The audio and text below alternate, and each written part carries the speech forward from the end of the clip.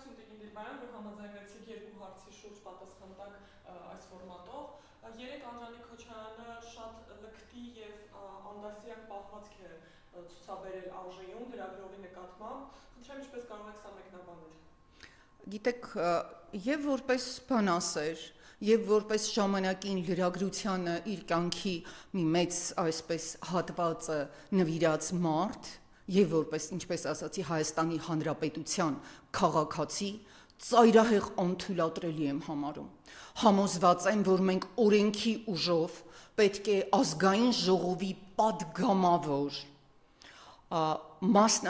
մասնագիտական հանձնաժողովի նախագահ Անդրանիկ Քոչարյանին, որը կարծես բոլոր իշխանությունների օրոք տարբեր գումարման իր անձը զարդարել է պատգամավորական այդ կրծքանշանով, ներողություն խնդրի եւ զրկվի այդ իրավունքից վիրավորելու Հայաստանի Հանրապետության քաղաքացուն, լրագրողին, մարդուն, կնոջը։ Ես նաև ծայրահեղ վիրավորված եմ եւ ապշահար եմ մեր լրագրողների պահվածքից։ Այդ ինչ հարց էիք դուք ուզում տալ, այդ ինչ մարգարիտներ պետք է Անդրանիկ Քոչարյանը սփռեր, որ դուք ձեր գործընկերոջ այսպես պատվախնդրության հարցը թողած վազեցիք եւ շարունակեցիք հարցեր տալ։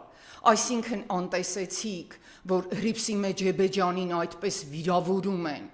ընդ որում բացարձակ հանիրավի եւ անթույլատրելի ժողովրդավարության միջնաբերդ հռչակված Հայաստանում։ Լավ իմացեք, այդ օրը Հռիփսի Մեջեբեջյանն էր, հաջորդ օրը դուք եք լինելու։ Ճիշտ այնպես, ինչպես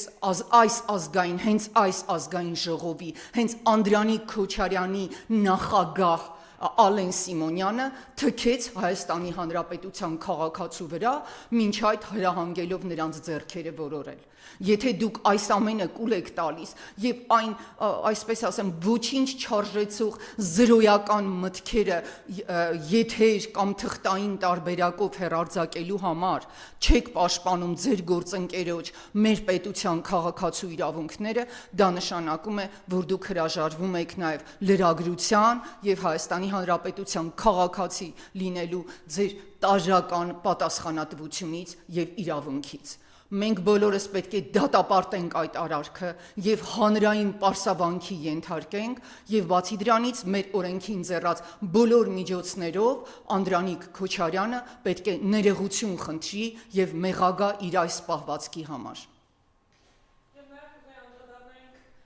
այլ հարցի Մինսկի խումբի լուծարմանը, չէ՞ որ այդ պատերազմի պայմանագրում կետ կա, որ պետք է Մինսկի խումբը լուծարվի եւ դուք ձեր միասին շարժումի անդամները բազմիցս բարձրացրել են այդ հարցը, որ Մինսկի խումբի լուծարումը կարող է բերել Հայաստանը բավականին վատ իրավիճակի, ինչ կարող եք ասել։ Մինսկի խմբի լուծարումը դա բացարձակ անթույլատրելի, թշնամական եւ պետական դավաճանությանը, որի համար համապատասխան պատիժ կա Հայաստանի Հանրապետության քրեական օրենսգրքում, հավասարազոր քայլ է։ Որովհետև Մինսկի խումբը այն ձևաչափն է, միջազգայինորեն ճանաչված, որը ստեղծել է հավաստելու եւ արձանագրելու համար այն ստապատիր կեղծ պնդման բացարձակ անճիշտ լինելը, որ Արցախը Ադրբեջան է եւ վերջ։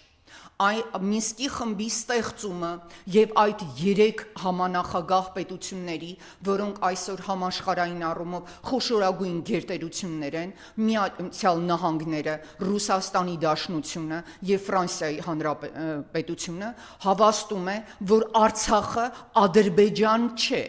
Արցախը մի տարածք է, որը բնակեցված է հայերով եւ այնտեղ կան վիճելի բազմաթիվ խնդիրներ եւ Արցախի հայ բնակչությունը ունի իրավունք ինքնորոշվելու։ Այս խումբը ստեղծվել է եւ գործել է գրեթե 30 տարի կարգավորելու արցախյան հակամարտությունը միջազգային իրավունքներին համապատասխան։ Եվ Նիկոլ Փաշինյանը ու Իլհամ Ալիևը ոչ մի իրավունք չունեն միջազգայինորեն ճանաչված այս ձևաչափը լուծարելու։ Նրանց այդ որոշումները, եւ եթե դեռ մենք կարող ենք տրամաբանորեն հասկանանք, որ Ալիևը ուզում է պատերազմում հաղթելուց հետո իրավական բոլոր հետքերն էլ վերացնել, որ մենք չկարողանանք ոտքի կանգնել, ապա Նիկոլ Փաշինյանի այս պահվածքը հենց միայն նշանակում է, որ ինքը չի կարող լինել այս երկրի վարչապետ, որ ինքը չի գործում Հայաստանի Հանրապետության եւ հայության իրավունքից ելնելով։ Մինսկի խմբի լուծարումը բացարձակ անթույլատրելի է եւ դրա համար մենք բոլորս պետք է պայքարենք եւ հասարակական եւ քաղաքական եւ դիվանագիտական հարթակներով։ Ես կարծում եմ, որ Եղիշեկ Կիրակոսյանի հրաժարումը այսպես միջազգային իրավական հարցերից իր հրաժարականով, բայց հետո շնորհակալություն հայտնելով, դա կես ճանապարհ ու դատապարտված է։ Իրեն հարգող որևէ դիվանագետ իրավունք չունի այդպիսի փաստաթղթի ներքո ստորագրություն դնել կամ խոսել դրա մասին։ Ես համոզված եմ, որ այդ փաստաթուղթը, որը կոչվում է խաղաղության քանի կար պայմանագիր էր, այժմ ողորմելի ինչ-որ համաձայնագիր, որը չունի իրավական հետևանքներ, համոզված եմ շուտով հայտարարություն էլ կդառնա, այդ տեքստը չի հրապարակվում, որպեսզի մեր այսպես հավաքական կամքը դրան չդիմադրի։ Մենք իրավունք չունենք ոչ ոք պատմական այս պայքարը լուծարելու եւ իրավական այն հիմքերը, որոնք սրբագործված են Եռաբլուրում, Արցախում, Հայաստանի Հանրապետությունում, ամենտեղ իրենց այսպես արյունով սրբագործված եւ իրենց հանգիստը չգտնող մեր հերոսների պայքարով ոչ ոք իրավունք չի տվել լուծարելու։ Նման համաձայնագիր կնքելու սահմանադրական, բարոյական, իրավական, քաղաքական եւ դիվանագիտական ոչ մի իրավունք Նիկոլ Փաշինյանը չունի։ Եվ այո, միասին շարժումը բոլորովին վերջերս, երևի 2 շաբաթ է, նորից դիմել է Մինսկի խմբի համանախագահ պետություններին, բարձրացնելով 2 կարևորագույն հարց՝ Բաքվի բանտերում ապօրինի ձերբակալված եւ ակնհայտ խոշտանգումների ենթարկվող միայն հայ լինելու եւ ազգերի ինքնորոշման սկզբունքի համար պայքարելու մարդկանց դեմ դատավարությունները անհապաղ դադարեցնելու, դրանք հրապարակայնացնելու, որպիսի մեր հերոսները, այո, այսօր Բաքվի բանտերում գտնվողները մեր հերոսներն են, ազատ եւ անպարտ անմեղ հայտարարվեն, եւ երկրորդը հարգվի Արցախի ժողովրդի վերադարձի իրավունքը, նյութական հոգեվոր այն ժառանգության պահպանումը, որ այսօր միջազգային հանցագործ, մարդկության դեմ հանցագործություն գործող Իլհամ Ալիևի վարչախումբը փորձում է ոչնչացնել։